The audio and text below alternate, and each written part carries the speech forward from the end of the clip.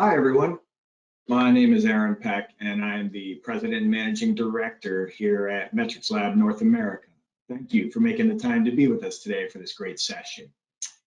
While you're gathering, a few housekeeping items first. Number one, we will have a Q&A session at the end of the discussion here. We encourage your questions and want your questions, so as you generate them, please use the question box in your tool panel to submit them to us. If we can't get to all questions before the end of the session, we will make sure we follow up with each of you individually and get that question answered for you. All attendees today will receive a 2-page summary of the highlights and the best practice framework that we'll speak about.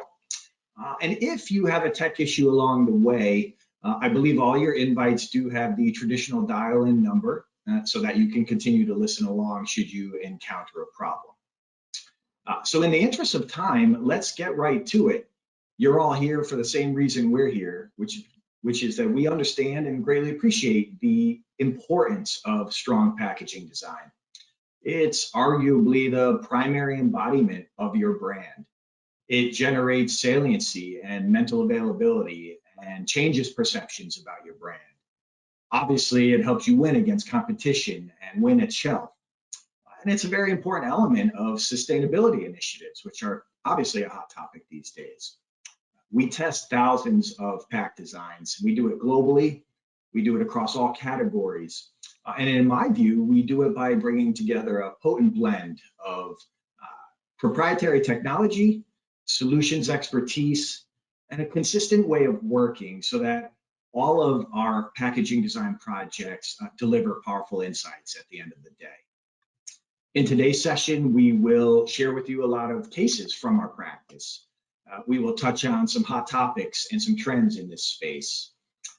We'll give you a sneak peek into our innovation and specifically how we're experimenting with artificial intelligence to further drive and optimize packaging insights.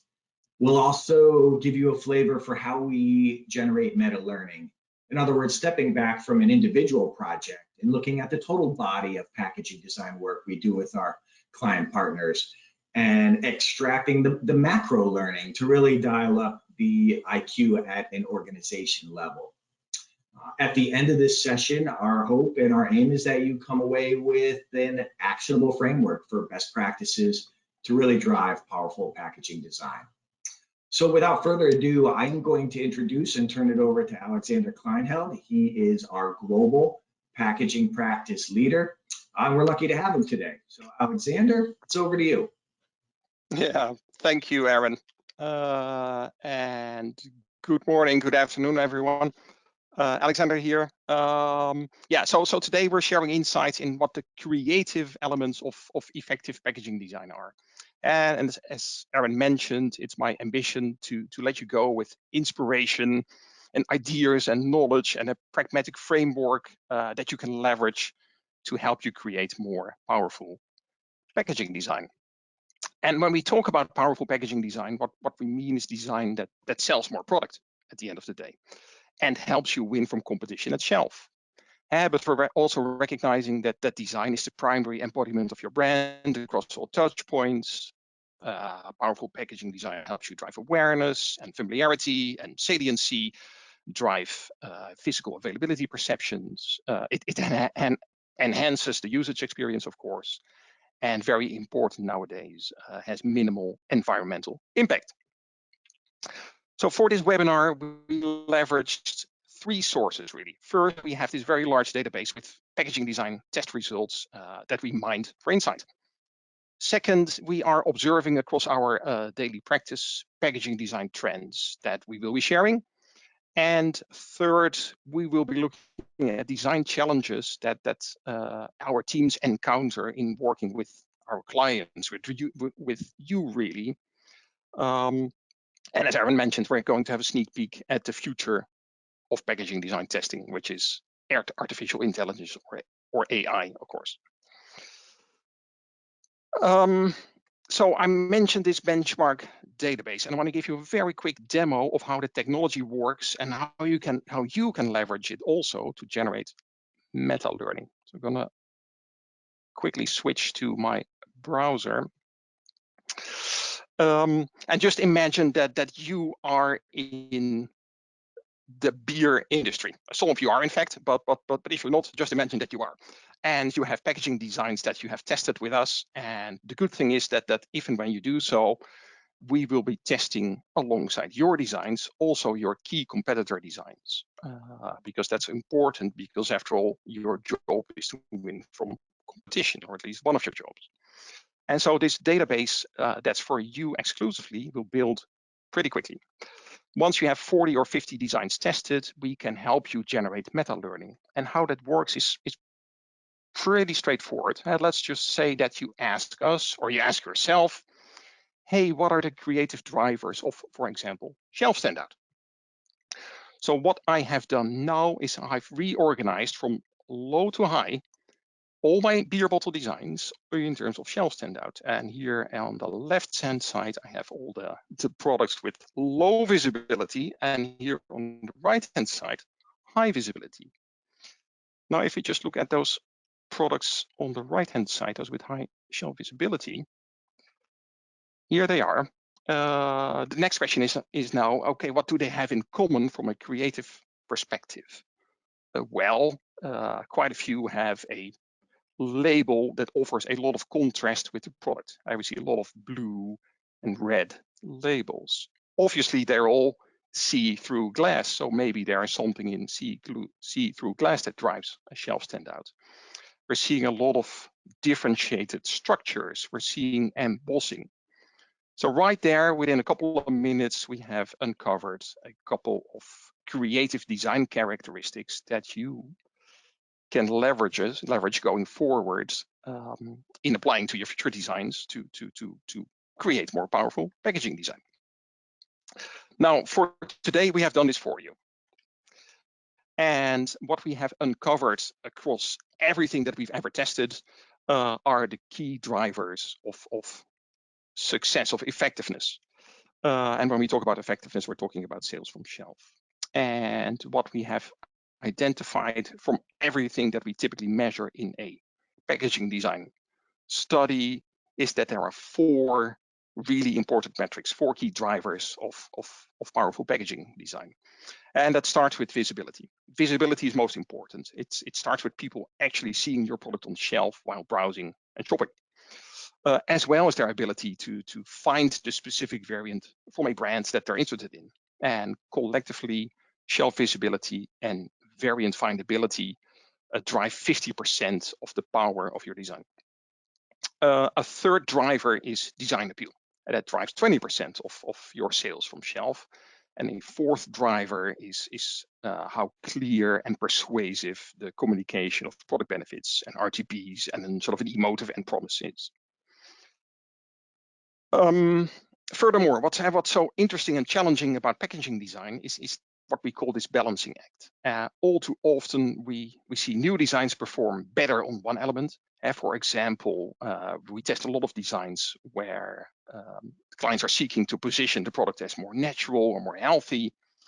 But all too often, that triggers a worsening, a deterioration on another design performance element, for example, shelf visibility. And so improving one element has a tendency, unfortunately, of taking away from another element. So packaging design is the continuous balancing act. And we see it as our job to help you maintain that balance. The question is how, of course. So as I mentioned, there are 4 key drivers of powerful packaging design listed across the top of the slide. 2 of those are shelf visibility and variant findability, and listed underneath are 3 broad creative design guidelines that you can leverage to drive visibility and findability. First, there's color. You can use colors or color combinations that contrast with adjacent products to create standout. Second, you can build or nurture and then leverage branded visual assets to draw the eye, facilitate recognition, and the speed of decision making. And third, if you have a range of products, you can leverage the power of brand blocking to drive visibility. But the big watch out there is, of course, not to let the brand block compromise variant recognition. So Here is a great example of a packaging design that's leveraging color contrast to create shelf visibility. This is the refrigerated breakfast meats section in the US, a category that's dominated by see-through packaging. It's a fresh category, and the norm or the convention in most fresh foods categories is that the product needs to be visible. And that's understandable, but the downside is that all these sliced bacon brands have poor shelf standouts. They all look the same. And the one design that stands out on this shelf is the Jimmy Dean packaging on the top row in red. And let me show you a close-up. Here it is. And what they've done very nicely is staying true to the category convention of offering a see-through window, but they've kept the window small and they leverage the free space to drive standout through the red color. So a great example of how to get balance by retaining that window while leveraging color to create contrast. But admittedly, leveraging color to create contrast, to then create shelf standout is not always possible. Sometimes easier said than done. So in this chocolate shelf, we are exposed to an explosion of colors. Every color of the rainbow is there. And then it becomes a bit of a challenge. And maybe the Dove packaging on the far end of the shelf has been smartest by choosing white, or you could argue the absence of color, to drive shelf standout. Okay, moving on. So let's talk about branded visual assets. A brand logo is often the most important, often the only really branded visual asset present on a packaging design. And here are a few of the logos that we have found to be particularly powerful, emerging in our benchmark database among the most visible and the best findable packaging designs. And you will notice what they have in common, which is very strong primary colors. They all have round or oval shapes, like rising suns almost, and offering lots of opportunity for contrast. But another effective creative strategy to drive strong visibility and findability is going with a combination of two colors. I have some great examples here on the slide. So this two-tone approach can be a viable alternative. These designs again emerge as the top performers in our benchmark database on visibility and findability.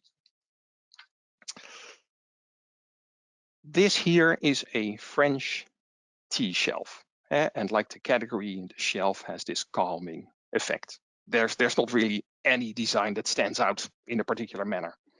In the upper left corner, we have the Lipton tea brand. And what they wanted to improve was benefit perceptions towards making the product more natural, more organic, more sustainable.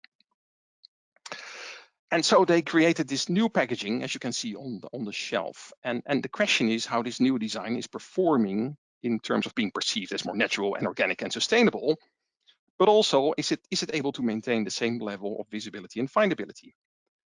So let me ask you this. What do you think? Is this perceived as more natural and more organic and more sustainable? And is it retaining its visibility and findability? So let me show you again. This is current. And here we have the new design. Well, what we found is that the new design indeed is successful in elevating naturalness and perceptions of sustainability and bioorganic. The new design features the Lipton logo in a much more subdued earth tone. The logo is moved from the center of pack to the side, and that created room for enhancing naturalness credentials. Unfortunately, that change results in lower shelf visibility and lower findability. So an excellent example of that balancing act that I talked about. Improving one element is taking away from another element.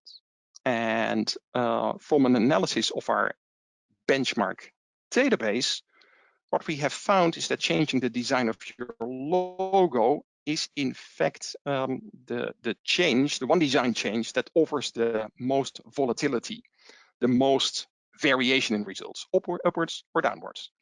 Meaning it has the highest risk-reward profile.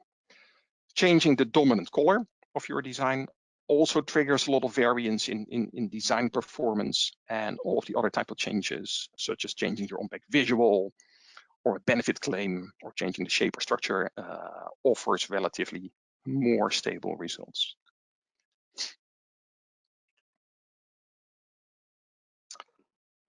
So here we have a design that essentially changed everything. The new middle design features both a new logo, a new dominant color, new claims, everything is new.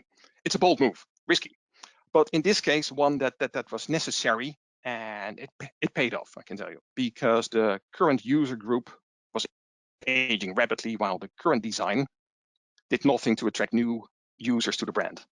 And the new design is modern, is bright. We have this new M logo that has the potential to quickly grow into a strong branded asset to drive shelf standout. And with that, the new design was successful in appealing to millennials and Gen Z women, and with that, revive the brand.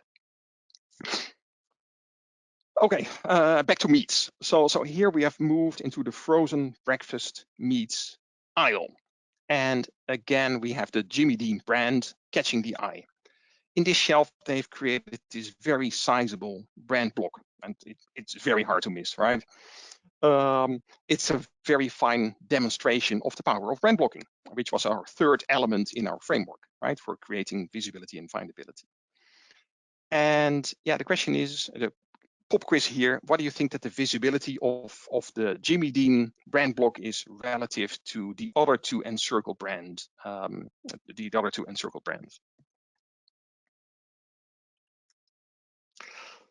Well, the Jimmy Dean brand has near universal visibility, with 92% of shoppers seeing the brand. The Kroger private label, second, it has 46% visibility, which is surprising given that the pack design is unremarkable, to be fair, and it's only 2 SKUs. So how is that possible? Well, its luck is that it's placed right next to the Hot Pockets brand, which draws the eye, and they're piggybagging really. The Jemima design is a range of 3 SKUs. It has contrasting colors, yet is suffering from its placement on the top row of the shelf, all the way to the left. And so we arrive at another conclusion, which is that in addition to color, to branded visual assets and brand blocking, there's one other element that drives shelf visibility, which is shelf placement. And with shelf placement, we mean the row on which the product is placed, the number of facings that it has, and the immediate product adjacencies. They all have a very big influence on shelf visibility. And that's why we are such strong advocates of brand managers and designers and trade marketeers working together to ensure that packaging design and planogram recommendations are aligned. So here's a nice example of how designers and brand managers and trade marketeers have effectively worked together. Because makeup and beauty products are mostly organized by brands and presented in branded furniture, there's a reduced need to feature prominent branding on the pack itself, and there's a stronger focus on its benefits. So here you can see how the shelf cabinets are branded. We have L'Oreal, Maybelline, and Revlon, and consequently, again, there's a lower need for strong branding on the packaging itself. Another example, orange liqueurs. So let me ask you this, which of these orange liqueur designs do you think is most visible on shelf?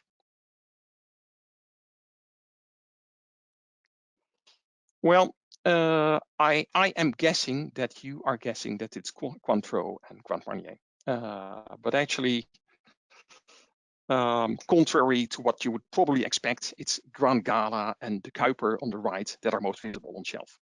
And there are multiple reasons why that's so, and some of those reasons have little to do with the designs themselves, actually. But let's do a quick test first. Can you find on shelf those orange liqueurs that I just showed you? Not so easy, right? But here they are, right there in the middle of the shelf on 3 rows. And the first driver of visibility is color contrast. Yep, color contrast with adjacent products, which really helps Grand Gala and the Kuiper on the second row, much more so than Patron and Compier on the row above, or even Cointreau and Grand Marnier on the top row. But the second factor that's in play here is shelf placement.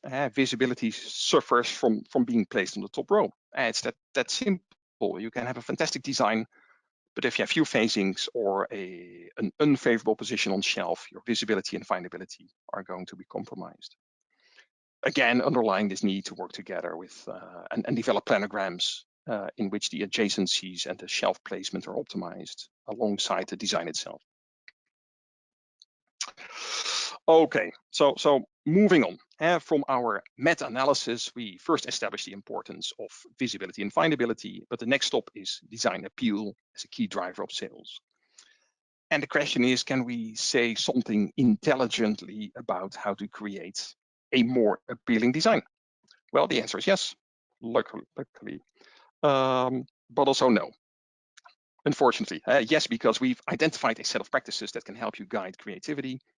But at the end of the day, creating beauty is art as much as science.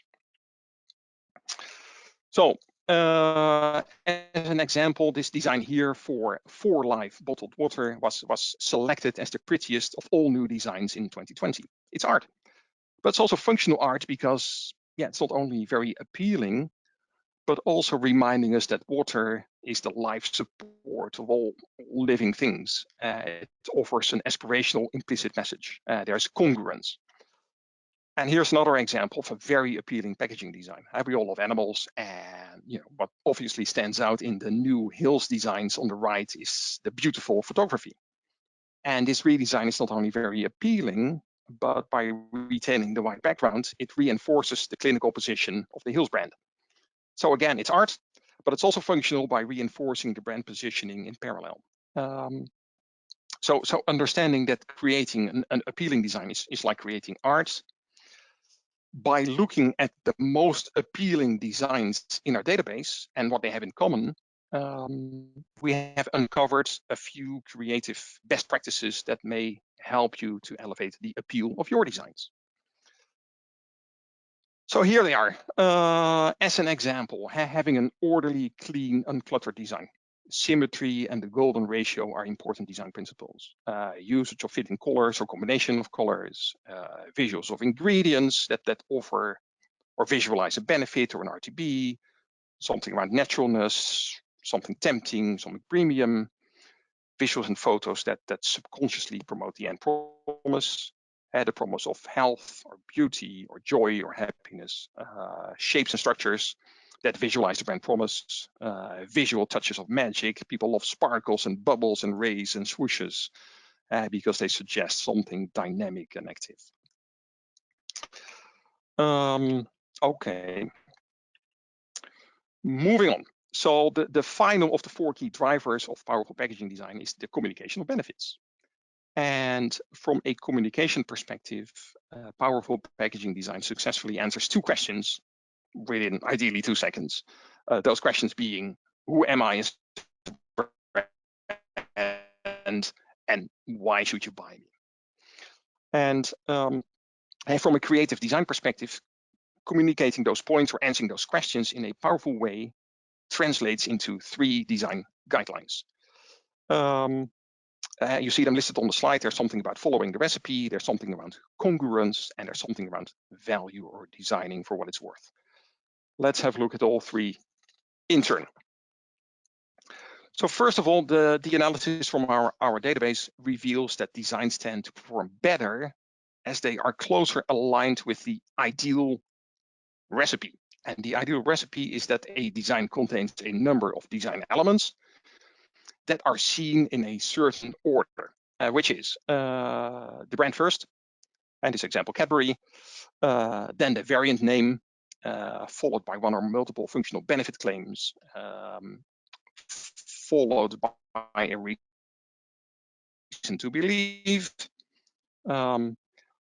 followed by some form of emotive end benefit, typically visualized, and then in some cases closing with a secondary benefit or call to action. And this is the recipe and the order and the ideal order. And in order to understand whether you're complying with that recipe and the order, it's very important to include eye tracking in your design tests, because eye tracking will reveal the visibility and the order in which the design elements are seen. From a trends perspective, in the last 2 years, we've tested a lot of pack designs with a product or packaging sustainability benefit. And the question is how and where to feature sustainability messaging on the pack itself.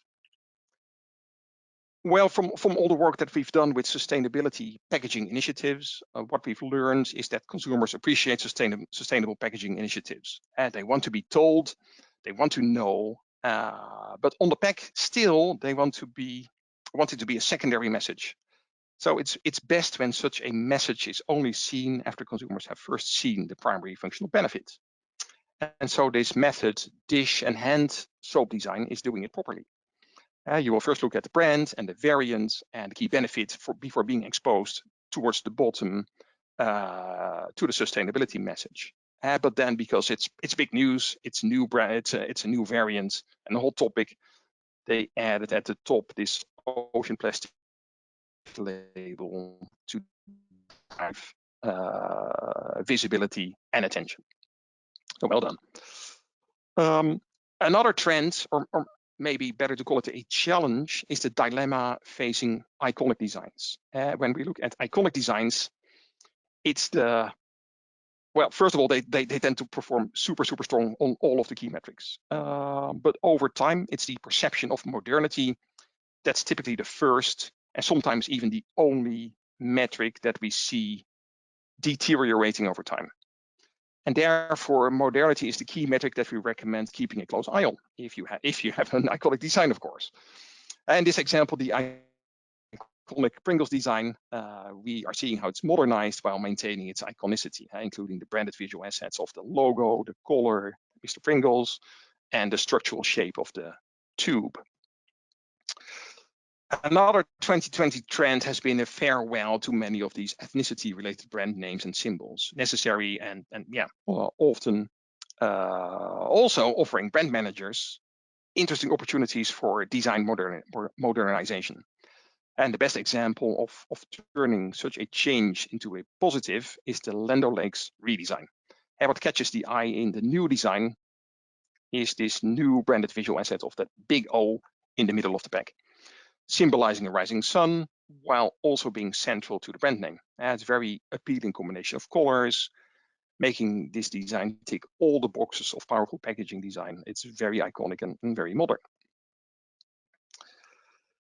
Now, an emerging trend that has been a struggle for many, if not all of our clients, is adding a digital interactive element on the packaging, such as a QR code or some form of integration with a smartphone app.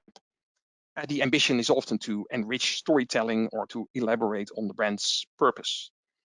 But the problem is that most of the time consumers don't really care about your story and your purpose. They simply ignore it.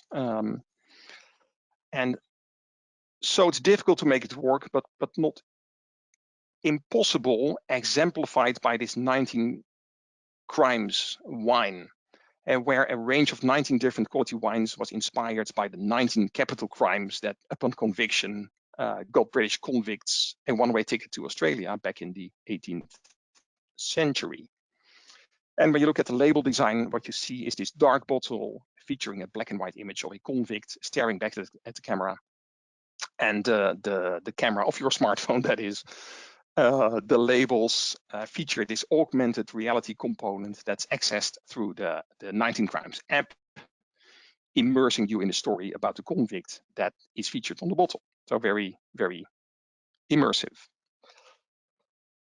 Furthermore, there's one design trend in particular that we've come across a lot in the past 2 years and that we expect is here to stay for a lot longer. And that's the design trend that we call inspired by nature, with lots of plants and or flowers and botanical scapes, and a very good fit for new product launches or restagers that are more natural and organic in nature. So this is everything about that first guideline about the recipe and following the recipe. Moving on, number 2, the most powerful designs is what we have, is what we call congruence, where the label design and the text and the packaging structure all work together to amplify the communication of functional and emotional benefits. Take note, for example, of the draft dishwash structure. The wave integrated in the structure signals strength, or have a look at the Icelandic bottle structure resembling an iceberg, and signaling it's natural and clean and fresh with a lot of depth beneath the surface. And finally, packaging design has an important role to play in signaling the price one should expect to pay, whether that be a premium or mainstream or economy price. And most of the time we're seeing designs with an objective to elevate premium perceptions. However, in times of COVID, there's a lot of interest in creating value propositions, and that's why I wanted to show you this example first. This is a design for the new Schweppes mixers that had to emphasize the affordability of these new products. And as you can see, the design is very colorful, it's clean, it's easygoing, it's fresh, and it's completely lacking any premium design cues. But more frequently, we're looking at products where the design is tasked with elevating premium perceptions. And the most successful premium designs from our database tend to leverage, for example, darker colors. Purple is one that emerges frequently. Authenticity and heritage seals and symbols, differentiated structures, mixed materials, embossing, you name it. So in summary, what we've seen are the 4 drivers of powerful packaging design: visibility, findability, appeal, communication. And we've seen how that's a balancing act because there's this tendency that you improve one element, it takes away from the other element. Then we have the 6 broad directives or guidelines that you can apply in order to improve visibility and communication. And in the middle, there's this magic touch of art that you will need to create something that's truly appealing. So this is your 1-page recipe towards the creation of more powerful packaging design. And with that, I have promised you a dessert, something completely different, a sneak peek into the future. So a quick 5 minutes into our innovation efforts. And highest on our innovation wish list is to integrate artificial intelligence technology in our pack testing solutions. So we're working on in-house development of a solution, and we're also looking at commercially available technology. And chief among those are these predictive algorithms that can instantly predict visibility and gaze path, thus potentially replacing what I call real eye tracking. And those algorithms can potentially save a lot of time and cost, provided, of course, they're any good. So that's what we tested first. And here's an example of infant formula products in the UK, where the actual shelf visibility of the brands on shelf was established through real eye tracking. As you can see, the Aptamil brand in the middle has highest shelf visibility, 80%, Kleijngeld 59%, and on the right, SMA, 21% visibility. And those numbers make intuitive sense to those people who are familiar with the category. And for comparative purposes, we've indexed the scores. So Aptamil 80% is set at 100, and consequently, Kleijngeld is 74 and SMA 26. All right. And now we apply the AI algorithm.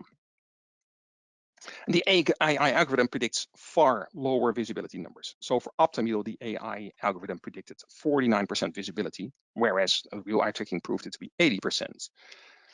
So in absolute terms, the AI didn't work so well. In relative terms, looking at the indices, we're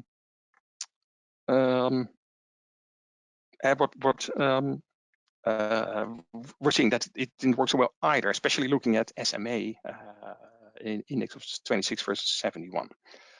So it doesn't work so well. And why is that? Well, the problem is that at the heart of this, the AI algorithm doesn't know the difference between a flat image and the experience of a life-size shelf. And the reality of a shelf is that products on the bottom and the top, or to the extreme left or right, are at a disadvantage, picked up by real eye tracking. But the AI doesn't know that.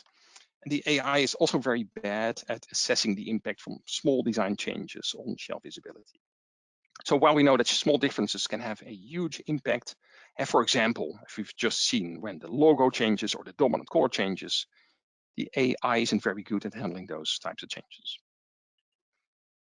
What an AI can also do, an algorithm can also do, is predict the visibility of various design elements on your packaging, such as brand or variants, benefit statements, etc.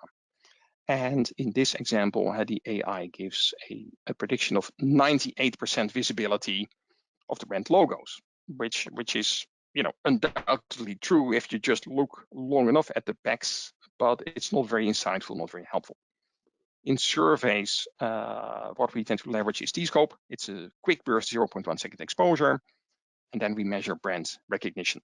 And 0.1 second is truly short. So the T-scope gives us much more differentiated results in this example, showing how the Kleijngeld brand is not as easily recognized as, for example, the Aptamil or the SMA brand. And that has everything to do with the exact placement of the logo on the pack and logo complexity, both of which are suboptimal for the Kleijngeld brand. And then finally, AI algorithms can also predict the aesthetic appeal of a design based on human preferences with regards to excitement, to simplicity, and balance. The excitement score is based on the presence of color and dynamics. Clarity is about the absence of clutter and the absence of visual complexity. And the balance score is about harmony and symmetry and the balance between the various design elements. So very clever technology. And if we compare that with appeal scores from a survey, where we ask people for how appealing they find the designs, we can see how both in the survey and by the AI, Kleijngeld is considered the most appealing design, followed by Aptamil and SMA. The survey is a bit more discriminating than the AI, but at least the AI points in the same direction and it will lead to the same conclusions. So this, we think, is promising. But as you've seen before, when it comes to properly predicting visibility, it would appear that the AI algorithms have still a bit to learn. So as a next step in our development roadmap, we will be looking if we can also train and develop AI algorithms that leverage these guidelines. But in the near term, we will be looking at you to intelligently apply these guidelines. And that's where I'm going to close and hand it back to Aaron.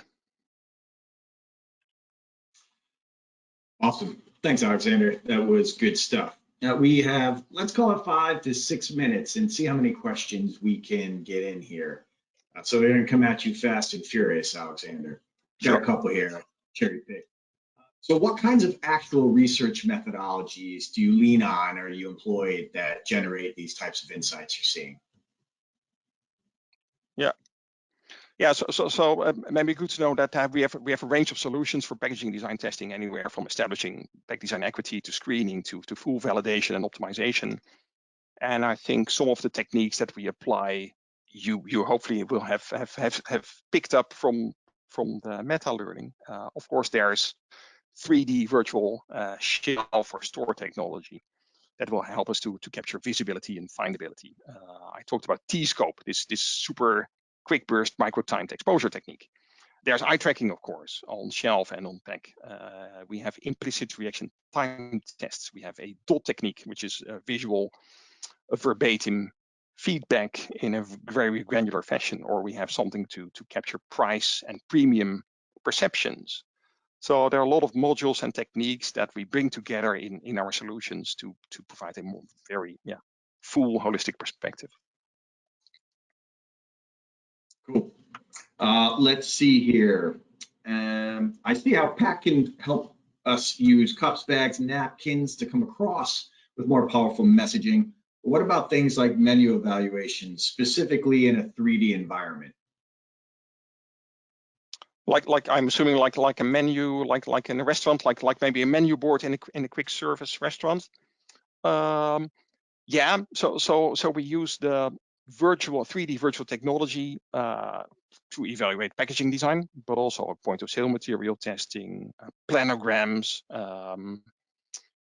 furniture, if you will, and yes, menus. And we do so not just in virtual supermarkets, but in the past we've built, yes, quick service restaurants, airport duty-free, trendy bars, including interactive bartenders, so that this technology is very versatile and flexible and can be applied to essentially any type of category or industry. One or two more quick ones. So you started with a demo of a library that had an assortment of beer bottles and designs. Is this an application that's available to all clients? Yeah. So it's available to all clients, and it's leveraged for two purposes really. One is it's a library, it's a repository that a company can leverage to give access to open up their design testing results to employees and offices from around the world. So it's convenient in that way. And as I mentioned, more importantly, it can be leveraged to generate meta learning, and that can happen as soon as you have 40, 50 designs tested, including competitor designs. So it's pretty quickly it becomes an effective technology, and quite a few of our clients have such a library in place.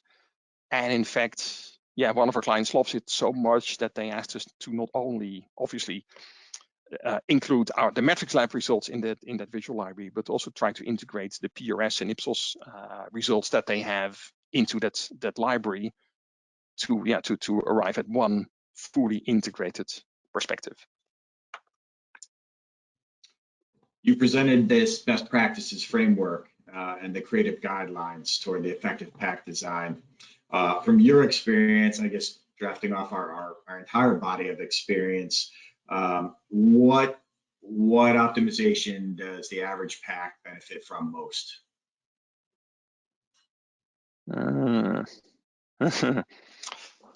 Well, okay. So in the framework, we talked about how the strength of design is driven for 50% by visibility, findability, and 50% by appeal communication. So everything that happens after you've seen the design. So I guess around the visibility, findability components, I would say that the single biggest driver where we talked about color contrast, distinctive branded visual assets, and brand blocking. And for sure, brand blocking is one of the most powerful ways in which you can dramatically improve visibility, unless of course your brand block is already super strong. But on the whole, on average, I see that as for the average design as one of the biggest opportunities.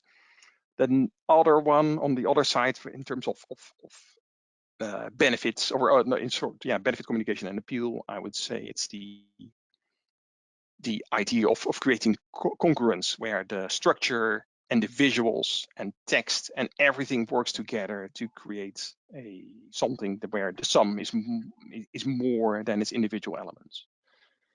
But admittedly, that's also pretty difficult to accomplish.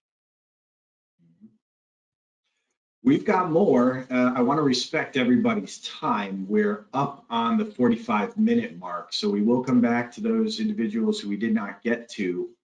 I want to thank you, Alexander, for your time, and I hope everyone in the audience found this insightful. And with that, thanks, and we will call this meeting an official wrap. And all attendees, again, will receive a 2-page follow-up of the insights presented here. With that, thanks very much, everyone. I hope you all enjoy the rest of your days. Thank you, Alexander. Yeah, thanks, Aaron. Thanks, everyone. Bye-bye.